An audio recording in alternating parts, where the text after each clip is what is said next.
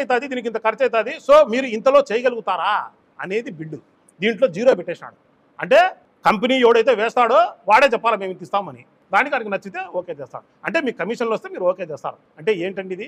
ప్రజలను వాళ్ళతో ఆడుకోవడం ఒక పక్క అయితే, రాష్ట్ర ప్రభుత్వాన్ని కూడా మీరు ప్రజలు ప్రైవేటీకరణ చేసేదాని అనేది దీని ఆలోచన కదా. ఇలాంటి చేష్టల వల్ల అనేది ఆంధ్ర రాష్ట్ర ప్రజలు దయచేసి గమనించండి. ప్రజల ఆరోగ్యాన్ని మీరు ఖచ్చితంగా గవర్నమెంట్ పరిధిలోనే ఉండాలి.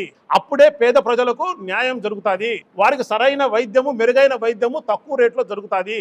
లేదు మీకు పీపీపీ పిచ్చి పట్టింది అనుకుంటే, ఈ రాష్ట్రంలో ప్రతిదీ కూడా చంద్రబాబు నాయుడు గారు పీపీపీ విధానంలోనే పోవాలని చూస్తున్నాడు. అంబేద్కర్ గారి స్మృతివనాన్ని జగన్మోహన్ రెడ్డి గారు భారతదేశంలో అందుకంటే పెద్దది విజయవాడలో కడితే దాని నిర్వహణ కూడా పీపీపీకే. బనకచర్ల కడతాడంట, అది పీపీపీకే. ఆంధ్రాలో హక్కు వైజాగ్ స్టీల్ ప్లాంట్, అది ప్రైవేటీకరణే.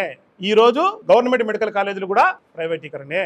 అంటే వైద్యము ప్రైవేటీకరణ, తాగునీరు సాగునీరు ప్రైవేటీకరణ బంకచర్ల ద్వారా.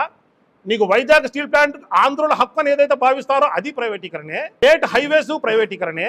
ఇంకా నీకు అంబేద్కర్ గారిని అంత గొప్ప వ్యక్తి, ఆయనను మనం స్మరించుకునే విధంగా విజయవాడ నడిబొడ్డులో భారతదేశంలో అందరికంటే పెద్ద విగ్రహం పెడితే దాని నిర్వహణ కూడా పీపీపీనే. ఇంకా మరి నువ్వెందుకు, ఇంకా నీ ప్రభుత్వం ఎందుకు? అది కూడా పీపీపీకి అప్పచెప్పేస్తే ఎవడో ప్రైవేట్ వాడు నడిపించుకోవాలా అనేదే కదా నీ ఉద్దేశం. రాబోయే రోజుల్లో ఆంధ్ర రాష్ట్ర ప్రజలు దయచేసి గమనించండి.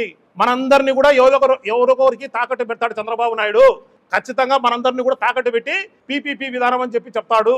ఖచ్చితంగా చంద్రబాబు నాయుడు గారు ఆ పీపీపీ విధానం మానుకోకపోతే, ఖచ్చితంగా పీపీపీ అంటే ఏంటండి? ప్రభుత్వం ప్రైవేట్ పార్ట్నర్షిప్, అంటే భాగ్యస్వామి.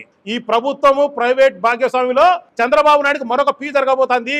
ఆ పీ ఏంటంటే ఆయన పాతాళంలోకి తొక్కుతారు. ఈ ప్రభుత్వంలో ఉండే ప్రజలు, ప్రైవేట్ లో ఉండే ప్రజలు భాగస్వామ్యంతో ఖచ్చితంగా చంద్రబాబు నాయుడుకు పాతరేయడం ఖాయం రాబోయే రోజుల్లో అని చెప్పేసి ఖచ్చితంగా కూటమి ప్రభుత్వానికి లేకపోతే తెలుగుదేశం పార్టీకి, చంద్రబాబు నాయుడు గారికి సూటిగా తెలియజేసుకుంటూ